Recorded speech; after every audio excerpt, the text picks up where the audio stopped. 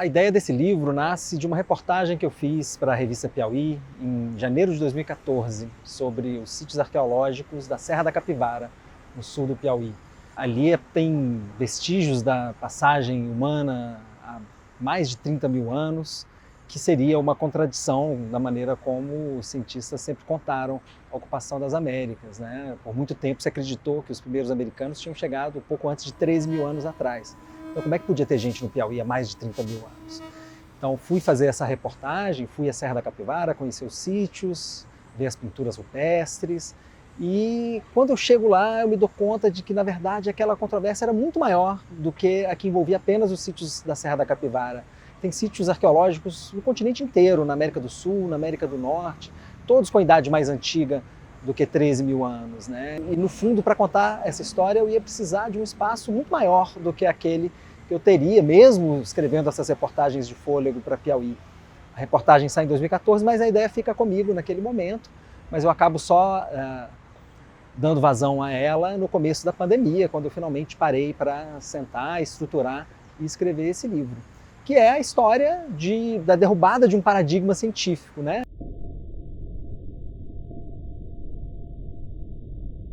Essa narrativa de que os primeiros americanos tinham um pouco mais de 13 mil anos é conhecida como a primazia de Clovis. Clovis é a cidadezinha no Novo México em que apareceram ferramentas, umas pontas de lança, apareceram nos anos 30 e que tinham por volta de 13 mil anos. Por muito tempo se acreditou que os fabricantes dessas ferramentas fossem os primeiros americanos.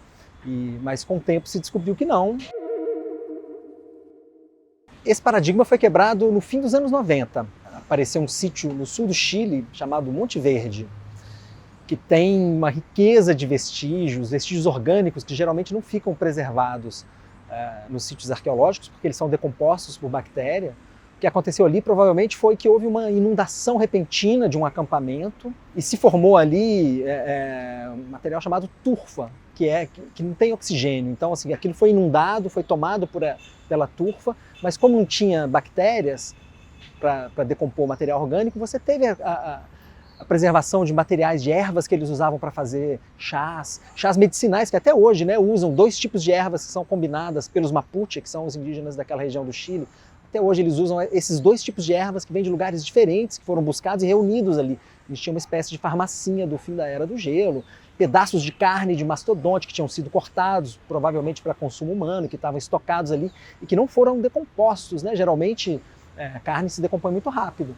Isso tudo estava preservado ali, cestaria, muito material orgânico muito rico. E apesar da riqueza desses vestígios, os arqueólogos que estudaram esse sítio levaram quase 10 anos para poder convencer os seus colegas, justamente porque havia essa convicção muito forte de que nada que fosse mais velho de 13 mil anos podia existir nas Américas. Então, apesar de uma riqueza imensa de vestígios encontrados ali, demorou até que os demais cientistas pudessem aceitar que sim, havia gente no sul do Chile há 14.600 anos. Então, se tinha gente há 14.600 anos no sul do Chile, obviamente o povo de Clovis com 13 mil anos não podia ser os pioneiros, né, da ocupação das Américas. Certamente os primeiros vieram alguns milênios antes disso, pelo menos, né? Mas a gente ainda não tem uma hipótese que seja consensual entre os especialistas. É um pouco a crônica dessa busca que eu faço nesse livro.